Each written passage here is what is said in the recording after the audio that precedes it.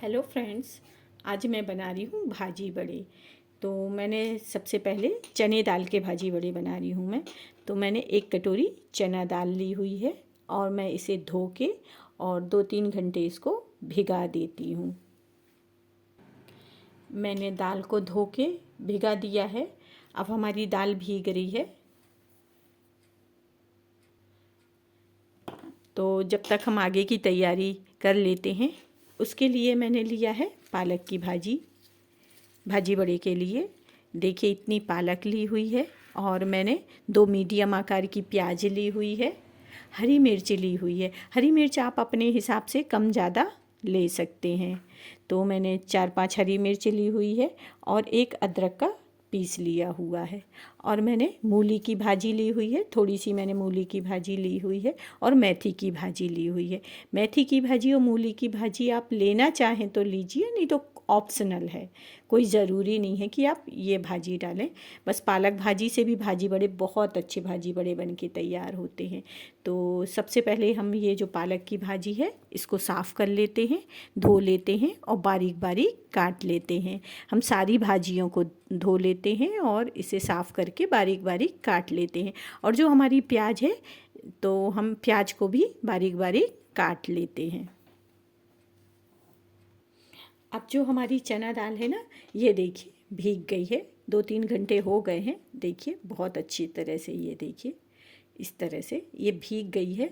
तो अब हम इसे मिक्सी में पीस लेते हैं। इसमें पीसते समय हमें हरी मिर्च, जीरा और एक जो मैंने अदरक की पीस ली हुई थी उसे साथ में, ये तीनों को हम पीस लेते हैं।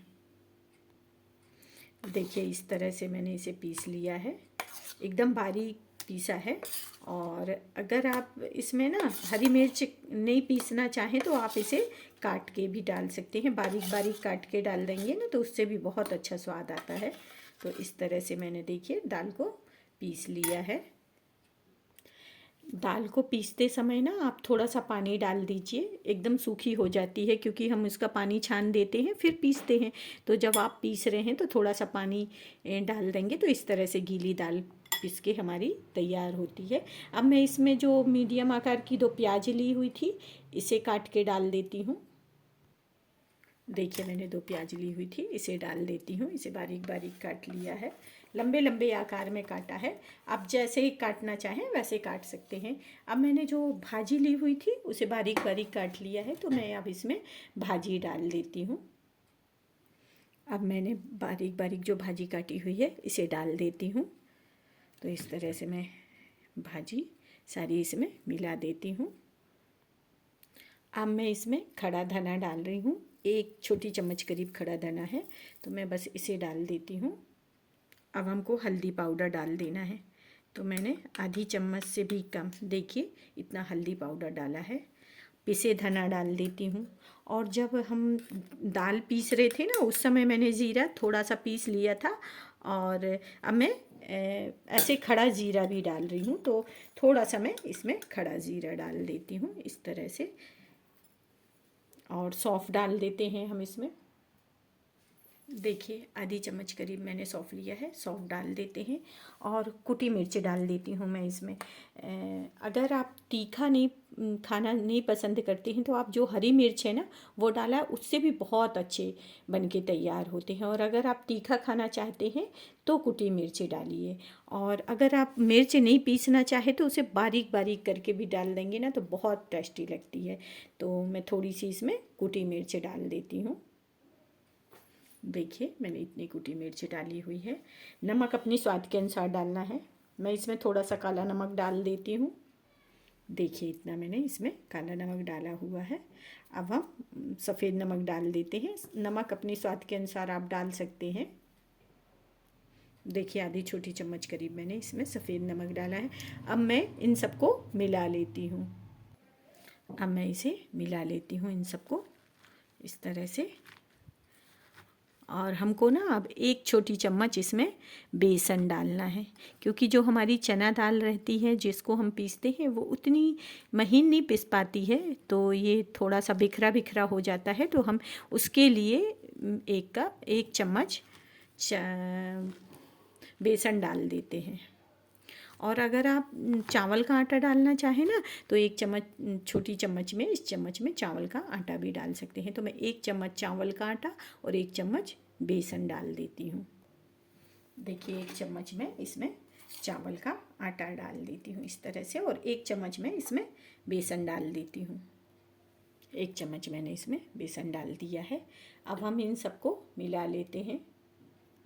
देखिए इस तरह से मैंने मिला लिया है। और अगर आपको थोड़ा बेसन कम लग रहा है तो 1 चम्मच और बेसन आप डाल सकते हैं। तो आप ना जब ये मिलाते हैं उस समय आप देख लीजिएगा कि कम तो नहीं लग रहा है, क्योंकि जब हम बनाएं तो थोड़ा, ये देखिए एकदम पतला तो बनाना नहीं है हमें, इस तरह से हमारे ऐसे लड्डू बन जाएं। तो इस तरह से हमको देख लेना है। अगर हमको थोड़ा बेसन कम लग रहा है तो हम 1 चम्मच और बेसन मिला सकते हैं, और अगर आप चावल का आटा मिलाना चाहें तो चावल का आटा मिला सकते हैं। तो अब इस तरह से हमारा ये तैयार हो गया है। अब हम इसकी गोल गोल लोइयाँ बना लेते हैं। मैंने एक कढ़ाई में ना तेल गरम होने के लिए रख दिया है। अब हमारा तेल गरम हो रहा है, मैं इसकी गोल गोल लोइयाँ बना के और हम इसको पहले तल लेते हैं। हमें इसे ना गोल गोल ही तलना है पहले। जब तक हमारा तेल गरम हो रहा है मैं आपको बताती हूँ कि लोइयाँ ना आप बड़ी भी बना सकते हैं, छोटी भी बना सकते हैं। आप बड़े भाजी बड़ा बनाना चाहें तो बड़ी लोइयाँ बनाइए, और छोटे भाजी बड़ा बनाना चाहें तो छोटी लोइयाँ बनाइए। तो हम ना गोल गोल थोड़े बड़े बड़े बना लेते हैं, मीडियम से बना लेते हैं हम। तो हमारा तेल गरम हो रहा है, जब तक हम ये लड्डू जैसे बना लेना है हल्का सा, बस हमको वैसे ही गोल गोल लड्डू, और हल्का सा दबाना है। अभी हमें एक बार इसमें, मैं आपको एक बार इसमें बताती हूँ कैसे बनाना है। एक बार हम चेक कर लेते हैं हमारा तेल गरम हुआ है या नहीं। हो गया है। तो अब हम इसके गोल गोल लड्डू बना लेते हैं। देखिए मैंने इतने बड़े बड़े लड्डू बनाया है, बस ऐसे गोल गोल बना लेना है और इसको ऐसे डाल देना है तेल में। देखिए इस तरह से थोड़ा मोटा मोटा सा, बस इस तरह से हम सारे लड्डू बना लेते हैं। मूली की भाजी और मेथी की भाजी बिल्कुल ऑप्शनल है, अगर आप डालना चाहें तो डालिए, नहीं तो पालक के भी बहुत अच्छे बनते हैं ये भाजी बड़े। तो इस तरह से मैं बना लेती हूँ।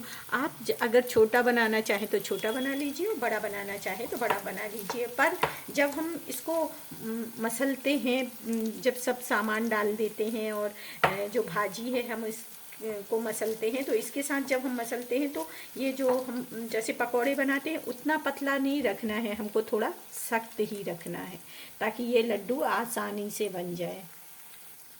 अब हम इसे दूसरी तरफ पलटा देते हैं, इस तरह से चम्मच की मदद से ऐसे हमको पलटा देना है।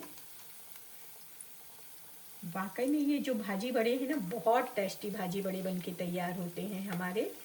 इस तरह से मैं इसे भी पलटा देती हूँ ऐसे, और दूसरी तरफ भी हमको हल्का हल्का सेक लेना है।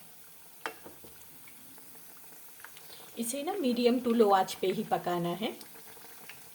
देखिए ये दोनों तरफ से हल्के हल्के से पक गए हैं।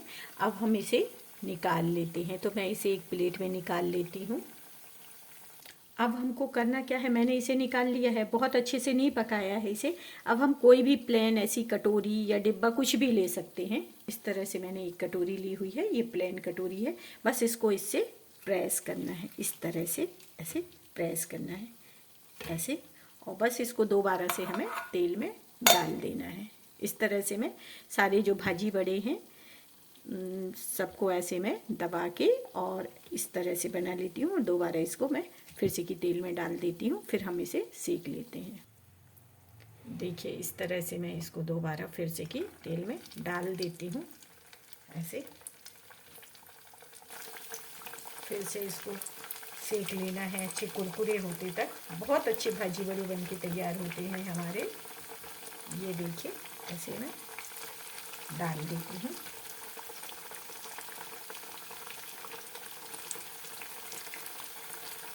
मेरी ये रेसिपी आपको कैसी लगी प्लीज़ बताइएगा, और अगर अच्छी लगे तो प्लीज़ एक लाइक करिएगा। अब हम इसे दूसरी तरफ पलटा देते हैं। इस तरह से हमें दोनों तरफ सेक लेना है, और बस हमारे जो भाजी बड़े हैं लगभग सिक गए हैं। बस मैं इसे एक प्लेट में निकाल के आपको दिखाती हूँ। इसे ना मीडियम टू लो आंच पे ही पकाना है ताकि ये अंदर से भी अच्छे से पक जाए। देखिए इस तरह से मैं सारे भाजी बड़े निकाल लेती हूँ। इस तरह से मैंने सारे भाजी बड़े एक प्लेट पे निकाल लिया है। देखिए कितने अच्छे भाजी बड़े बन के तैयार हुए हैं हमारे। तो अगर मेरी ये रेसिपी आपको अच्छी लगे तो प्लीज़ एक लाइक करिएगा, और इसको ना टमाटर की चटनी के साथ खाइए। मैंने टमाटर की चटनी नहीं बना पाई है इसलिए सॉस रखा है। इसे टमाटर की चटनी के साथ खाइए, बहुत टेस्टी लगते हैं।